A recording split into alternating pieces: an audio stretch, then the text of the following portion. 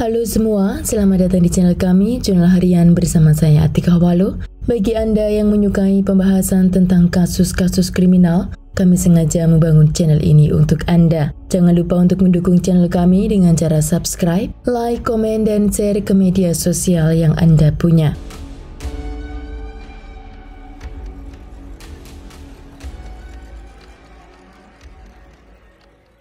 Pada tanggal 4 Oktober pada tahun 2017, seorang pria parubaya bernama Tatike Katsei atau sering dipanggil dengan TK dilarikan ke sebuah rumah sakit ternama yang bernama Stellenbosch Hospital, dan kota ini termasuk salah satu kota terkaya dan terindah di Afrika Selatan. TK menurut keluarganya, dia merasakan rasa sakit di area perut selama beberapa bulan belakangan.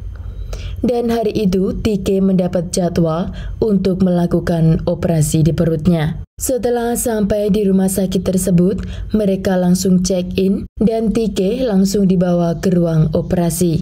Setelah beberapa jam TK di ruang operasi, dokter keluar dan mengatakan kepada keluarganya jika operasinya berjalan dengan baik. TK dibawa ke ruang perawatan dan dokter mengatakan jika TK harus dirawat beberapa hari ke depan agar dokter dan perawat bisa memantau pemulihan dari operasi yang baru saja dia jalani. Juga untuk meyakinkan agar tidak terjadinya infeksi atau komplikasi.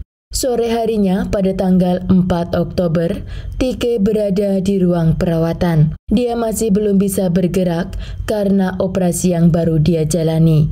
Malam itu, keluarga TK juga masih mengunjunginya dan mereka mengatakan jika keadaan TK dalam keadaan baik. Bahkan TK juga ikut mengobrol dan bercanda, namun dia masih belum bisa turun dari tempat tidurnya. Keesokan harinya pada pukul 5.30 pagi, salah satu perawat datang ke kamar TK. Perawat tersebut mengatakan jika TK sudah terbangun dan dia sedang nonton TV. Perawat tersebut sempat mengobrol sebentar seputar bagaimana keadaan dan apa yang dia rasakan. Setelah obrolan tersebut, perawat mengatakan jika dia akan mengganti spray yang baru, dan perawat langsung mengambil spray yang dia taruh di luar pintu kamar di mana TK dirawat. Ketika perawat kembali ke dalam kamar, dia tidak melihat TK berada di atas kasurnya. Lalu dia mengira jika TK sedang pergi ke kamar mandi. Maka dia pun langsung mengganti spray baru untuk kamar TK. Namun setelah ditunggu selama beberapa menit, TK tidak juga keluar dari kamar mandi. Dan juga tidak terdengar suara apapun dari kamar mandi tersebut. Perawat memutuskan untuk mengetuk kamar mandi dan ketika tidak ada jawaban, dia membuka pintu kamar mandi dan perawat tidak menemukan TK di sana. Perawat dalam keadaan bingung mencari TK karena di ruangan tersebut hanya terdapat dua pintu, satu pintu ke kamar mandi dan satu pintu keluar. Dan di pintu keluar, perawat itu meletakkan peralatannya untuk mengganti spray. Perawat itu mengatakan jika ketika dia mengambil spray dan melihat TK tidak ada di atas tempat tidurnya hanya dalam hitungan detik saja. Dan jika TK berjalan melalui pintu keluar, perawat itu pasti tahu karena dia berada di depan pintu tersebut. Perawat itu sangat khawatir dengan hilangnya TK karena dia juga masih dalam keadaan pemulihan. Dan menurut perawat, tidak mungkin TK akan berjalan sendirian atau secepat itu. Seluruh staf mencari ke seluruh sudut rumah sakit tersebut, namun hari itu mereka tidak menemukan apa-apa. Hari kedua pun, seluruh staf masih mencari di mana kemungkinan TK berada. Hingga dari kamera pengaman pun dilakukan pengecekan. Namun dari sana tidak ada tanda-tanda jika TK keluar atau meninggalkan ruang rawatnya. Pihak rumah sakit setelah 2 hari mencari keberadaan TK dan mereka tidak menemukannya, pihak dari rumah sakit menghubungi keluarga TK dan menanyakan apakah TK sudah berada di rumah dan bagaimana keadaannya. Keluarga TK mengatakan jika TK masih belum dijemput dan dia masih berada di ruang rawatnya. Namun pihak rumah sakit mengatakan jika Tike keluar dari rumah sakit 2 hari yang lalu dan hari itu mereka tidak tahu di mana Tike berada.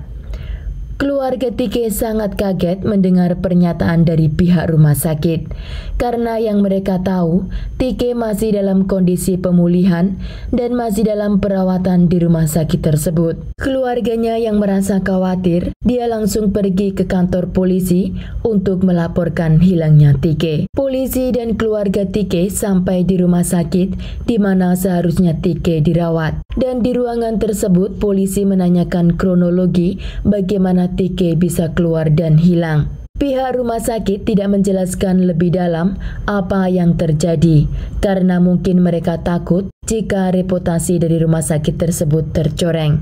Mungkin pihak rumah sakit berpikir jika hal itu tidak begitu serius dan mungkin mereka akan segera menemukan Tike. Karena dari hari pertama hilangnya Tike, pihak rumah sakit tidak sama sekali melaporkan ke pihak berwenang. Setelah polisi mendengar jika Tike keluar dari rumah sakit 2 hari yang lalu, polisi dan tim pemadam kebakaran mencari Tike ke area sekitar hingga menelusuri hutan terdekat. Beberapa hari dalam pencarian, karena tidak menemukan tanda-tanda kriminal atau bukti adanya tindak kejahatan, polisi pun menutup kasus tersebut dan meninggalkan keluarga Tike tanpa solusi. 15 hari kemudian, setelah Tike dinyatakan hilang, ada beberapa orang yang dipanggil oleh pihak rumah sakit untuk melakukan renovasi di ventilasi. Salah satu pekerja membuka plafon yang ada di rumah sakit tersebut dan naik ke atas plafon. Dengan senter di bagian kepala, pekerja itu mengatakan jika plafon tersebut sangat sempit, namun dengan bantuan senter, dia bisa melihat ke ujung plafon. Dan di sana dia melihat sesuatu yang menurutnya tidak wajar. Pekerja merangkak untuk melihat apa yang ada di plafon tersebut. Setelah didekati, ternyata itu adalah seorang manusia yang sedang duduk dan sudah dalam keadaan membusuk. Pihak rumah sakit pun dibuat bingung bagaimana Tike bisa berada di atas plafon. Padahal keadaannya masih tidak memungkinkan untuk dia berjalan sendiri atau bahkan memanjat ke atas plafon. Pihak rumah sakit langsung melakukan otopsi kepada Tike untuk mengetahui penyebab kematiannya. Setelah hasil otopsi keluar, walaupun hasil itu tidak dipublikasikan, dokter hanya memberikan kepada keluarga Tike dan keluarga Tike membawa hasil otopsi tersebut ke kantor polisi. Menurut dokter, penyebab kematian Tike tidak terdeteksi. Bahkan organ dan keadaan Tike masih dalam keadaan yang bagus. Namun diduga Tike meninggal sebelum diletakkan di atas plafon, yang berarti ada sesuatu atau seseorang yang mengakhiri Tike lalu menyembunyikan Tike di atas plafon rumah sakit. Kasus ini mungkin agak aneh dan misteri, namun ada yang lebih aneh lagi. Hampir sama kasusnya, namun beda rumah sakit. Kini seorang pria bernama Sandil, dia berusia 53 tahun. Dia adalah ayah dari 3 orang anak. Suatu hari dia tiba di rumah sakit yang bernama Mahatma Gandhi Memorial Hospital di kota Durban, juga masih berada di Afrika Selatan. Pria ini bekerja sebagai konstruksi dan saat bekerja dia mengalami kecelakaan jatuh dan tulang pahanya patah. Kerabat kerja dan keluarganya mengantarkan Sandil ke rumah sakit untuk menjalani perawatan. 2 hari kemudian, Sandil masih menjalani perawatan di sana. Dan ketika teman kerjanya membesuknya, Sandil terlihat sudah membaik walaupun Sandil belum bisa berjalan. Hari itu sepupu Sandil juga berada di rumah sakit untuk menjenguknya. Dan perawat di sana mengatakan jika sebentar lagi Sandil akan dipindahkan ke rumah sakit lain untuk melakukan X-ray dan juga konsultasi kepada dokter ortopedi.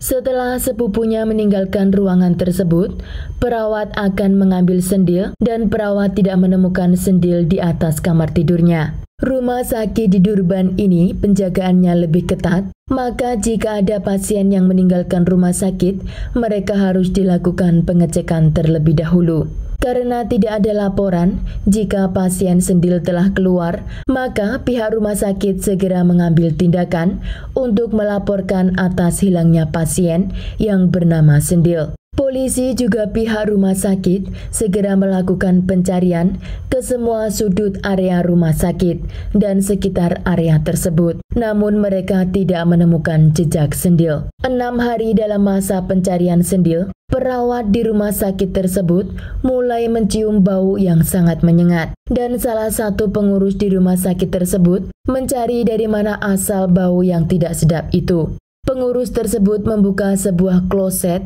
di sebuah ruangan dan setelah dibuka, kloset tersebut ada cairan hitam yang meleleh dari atas plafon.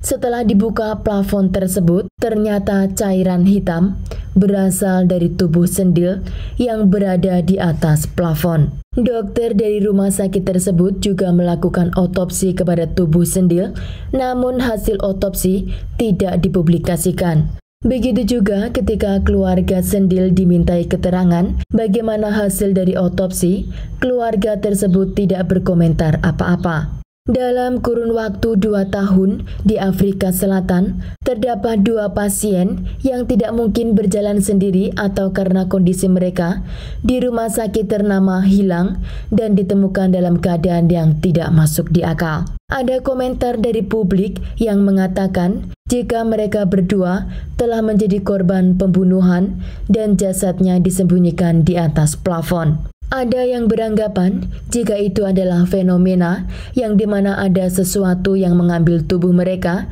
dan mengembalikannya di tempat yang lain. Itulah kasus misteri hari ini. Jangan lupa tinggalkan like dan komen. Jika Anda tidak keberatan, klik tombol subscribe untuk mendukung channel kami. Terima kasih saya ucapkan kepada Anda para subscribers.